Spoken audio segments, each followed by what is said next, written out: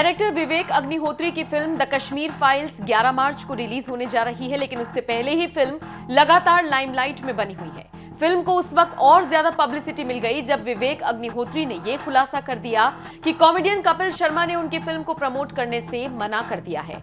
Director ने कपिल पर बेहद गंभीर आरोप लगाते हुए साफ शब्दों में कह दिया कि उन्होंने हमारी फिल्म को इसलिए प्रमोट करने से मना कर दिया क्योंकि हमारी फिल्म में उनके मुताबिक कोई बड़ा स्टार नहीं है। विवेक अग्निहोत्री के इस स्टेटमेंट पर सोशल मीडिया यूजर्स भड़क गए। लोगों ने कहना शुरू कर दिया कि कपिल शर्मा ने अपनी आत्मा बेच दी है, वो सिर्फ पैसों के लिए काम करने लगे हैं, उनके लिए देश के मुद्दे मायने नहीं रखते।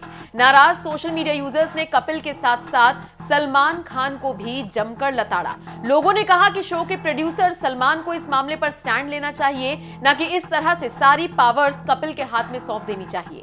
आपको बता दें, ये पूरा विवाद उस वक्त शुरू हुआ जब एक यूजर ने विवेक अग्निहोत्री से कहा, विवेक सर, इस फिल्म को कपिल शर्मा के शो में प्रमोट करने की जरूरत है। आपने सबका सहयोग किया है, प्लीज इस फिल्म को भी प्रमोट करें। हम सब मिथुन दा, अनुपम खेर को एक साथ देखना चाहते हैं, धन्यवाद। इस ट्वीट पर विवेक ने जवाब देते हुए लिखा, मैं ये फैसला नहीं ले सकता कि कपिल शर्मा शो में किसे बुलाना चाहिए। ये पूरी तरह से कपिल शर्मा और उनके मेकर्स पर डिपेंड करता है।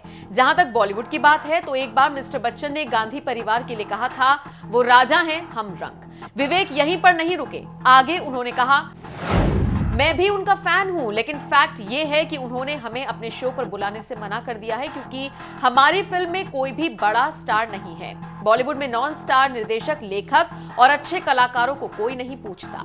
विवेक द्वारा लगाए गए इन आरोपों को लोगों ने काफी सीरियसली लिया और कपिल के साथ साथ सलमान खान को भी ट्रोल करना शुरू कर दिया। जाहिर है, कश्मीर फाइल्स को प्रमोट ना करके कपिल और सलमान दोनों ने ही ऑडियंस से पंगा ले लिया है, जिसका असर दोनों के प्रोजेक्ट्स पर पड़ सकता है। अभी से ही लोगों ने ट्विटर पर #बॉयकॉट कपिल शर्मा शो लिखना शुरू कर दिया है। बहरहाल, आपका इस पूरी खबर पर क्या कहना है, कमेंट करके अपनी राय हमें जरूर दीजिएगा। बहुत अच्छा हूँ, आप कैसे हैं? मेरी शक्ल के पास करो। सर, पहले तो ये कहना चाहूँगा कि इतनी फिल्मों का हिस्सा रहने के बाद इतनी कामयाब फिल्म में काम करने का ये फिल्म जरूर आपके लिए खास होगा और सबसे खास होगा क्योंकि ये रियल लाइफ से कनेक्ट करता है आपको। मैं पिछले 10 साल से मैंने काम कम कर दिया था, बिकॉज मैं पहले तो इसी वजह से 522 फिल्में कर चुका हूँ, इतनी फिल्में की हैं। तो मैं ये फिल्म बाकी फिल्मों की तरह ज़रा ज़्यादा फोकस है और ख़ासकर ये तो मेरे दिल के बहुत करीब है क्योंकि ये कश्मीरी पंडितों की त्रासदी है, उनकी ट्रेजेडी की कहानी है और इसको पर्दे पर लाना कला का भी उसमें हाथ था और मतलब क्राफ्ट का भी काम था एज एन एक्टर, और दिल के जितने भी टुकड़े हो सकते थे उनको भी लोगों तक पहुंचाना बहुत ज़रूरी था। ये इस ट्रेजेडी का जो 400,000 लोगों को या 4 लाख 5 लाख लोगों को 19 जनवरी 1990 को अपने घरों से निकलना पड़ा और पिछले 32 साल से उनको कोई न्याय नहीं मिला है, तो कभी कभी उस ट्रेजेडी को देखकर पर्दे पर एक थोड़ा सा मरहम का काम होता है। वो जो उनके साथ हुआ वो तो वापस नहीं आ सकता, जिनके अपने लोग चले गए, जिन औरतों का रेप हुआ, जिन लोगों का मर्डर हुआ या जिनको घर से निकाल दिया गया, वो तो वापस नहीं आ सकता है। लेकिन उनकी ट्रेजेडी जो है वो लोगों तक पहुंचेगी, इससे थोड़ा सा लगता है कि चलो हमारे साथ कोई हमदर्दी दिखाने वाला होगा। फिल्म के जो निर्देशक है हमेशा कुछ अलग करने की कोशिश करते हैं। पहले भी जो फिल्म बनाई थी वो भी अलग थी, ये भी अलग है। क्या कहना चाहेंगे, कितना बड़ा एक रिस्क फैक्टर इन्वॉल्व होता है जब कुछ अलग करने का? मुझे विवेक की फिल्म ताशकंद फाइल्स बहुत अच्छी लगी थी। बुद्धा इन ट्रैफिक जैम में मैंने खुद भी काम किया था। कभी कभी अपनी कॉलिंग मिल जाती है, आपको लगता है कि अब ये मैं बनाना चाहता हूँ, ये मुद्दे से जुड़ी हुई फिल्में मैं उनमें काम करना, उन पर पिक्चर बनाना चाहता हूँ। I think Vivek Ranjan Agnihotri has got his calling, he has found his niche, he has found his truth, and that's very very very powerful. अगर आपके कैरेक्टर की बात की जाए, सबसे ज़्यादा डिफिकल्ट पार्ट क्या कुछ रहा ये जानना चाहिए। You see, just because आप कैरेक्टर की भावनाओं को महसूस कर सकते हैं पर उसको उसी हिसाब से दर्शाना बहुत मुश्किल होता है, क्योंकि जो महसूस किया हो उसका दर्द तो एक इंडिविजुअल को महसूस होता है, लेकिन वो करोड़ों लोगों को कैसे महसूस होगा उसके लिए कला की ज़रूरत पड़ती है। तो इसमें दोनों को, जो कैरेक्टर का नाम है पुष्कर नाथ है, जो मेरे फादर का भी नाम था, दोनों को जोड़कर लोगों तक पहुंचाना और अपने दर्द को छुपा के रखना वो बड़ा मुश्किल था। बट काम मुश्किल ना हो तो उसको करने का फ़ायदा क्या है। अगर ना हुआ तो।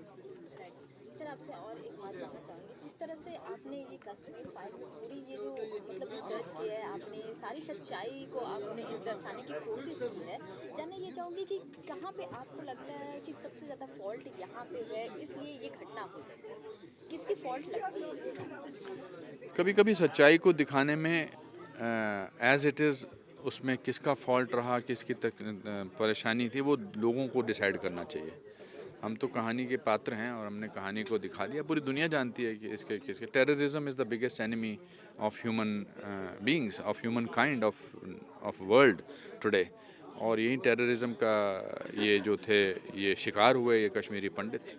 एक वरना कश्मीर जो है वो उसका कश्यप, ऋषि कश्यप के नाम से उस पर रखा गया है और धीरे धीरे धीरे धीरे करके सब लोग वहाँ से निकाल दिए गए हैं। तो आई थिंक टेररिज्म ने हर किस्म के इंसान को, हर किस्म के धर्म को नुकसान पहुंचाया है, न केवल पंडितों को, ब्राह्मणों को या हिंदुओं को, पर उसमें मुसलमान को भी काफ़ी टेररिज्म के शिकार हुए हैं, काफ़ी उनकी भी जानें गई हैं। सरदारों को अभी भी कश्मीर में कितने लोगों ने मुसलमानों को ही मारा है, कितने सरदारों की रिसेंटली हत्या की गई है।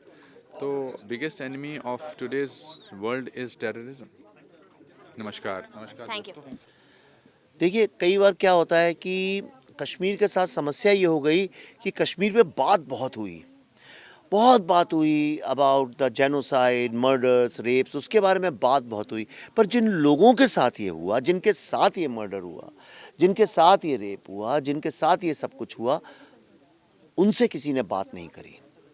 और जब हम और पल्लवी जी निकले ये बात करने उन लोगों से, आप यकीन नहीं करेंगी कि टूटे हुए दिलों की आवाज़ एकदम अलग होती है।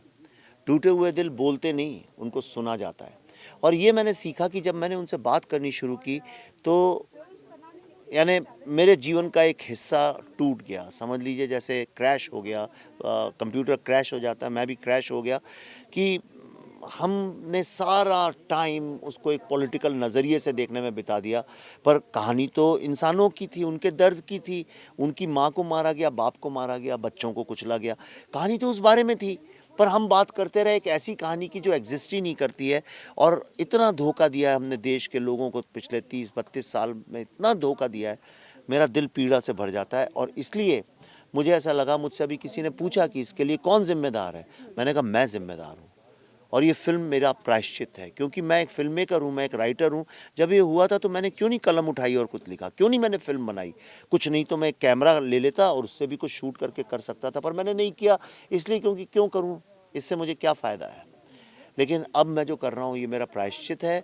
मैं आने वाली जनरेशन्स को इतना साहस और हिम्मत हो इस फिल्म से कि वो भी ये कहानियाँ सुनाने पे मजबूर हो जाएं। सर जिस तरह से सिचुएशन चल रही है अभी ये यूक्रेन में, अगर बात की जाए उसकी, या फिर अपने देश की बात की जाए कर्नाटका में हिजाब को लेकर, उस पर आपकी क्या कुछ टेक होगी, क्या कुछ ओपिनियन है? देखिए, कर्नाटका में पहली बात तो वो हिजाब की कंट्रोवर्सी नहीं, वो बुर्के की कंट्रोवर्सी है।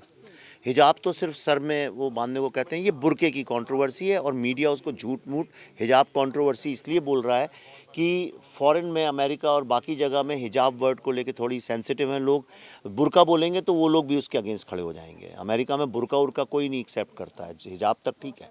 तो ये, पर मैं उसके अगेंस्ट इसलिए बोलता हूँ क्योंकि मैंने कश्मीर को बहुत गहरा अध्ययन किया। कश्मीर में अगर आप देखें तो 80 के पहले की जो लड़कियां थीं वो बिल्कुल आपसे भी ज़्यादा मॉडर्न कपड़े पहनती। मॉडर्न का मतलब मेरा ये नहीं है कि कम कपड़े पहनना, मॉडर्न से मतलब वेस्टर्न जीन्स पहनती थी, शर्ट पहनती थी, टी शर्ट्स पहनती थी, हर तरह के कपड़े। और उन लोगों को ऐसा नहीं था कि कोई सोसाइटी बांध रही है कि तुम्हें ये पहनना ही पड़ेगा चाहे कुछ भी हो जाए। उनको स्वतंत्रता थी।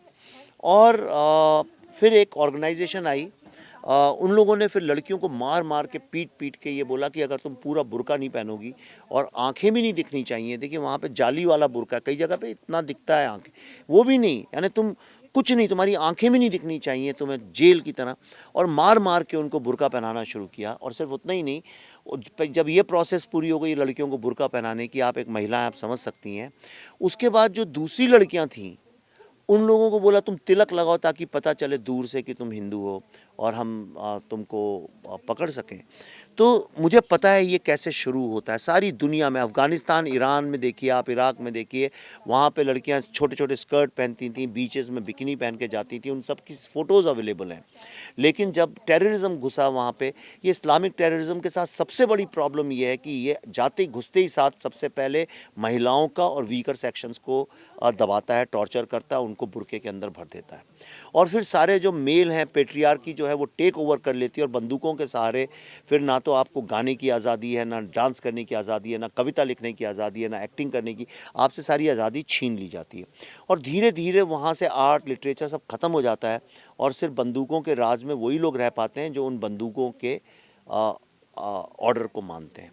इसलिए मैं इसके अगेंस्ट हमेशा आवाज़ उठाता हूँ। That's the reason. चलो कोई बात नहीं, चलिए धन्यवाद।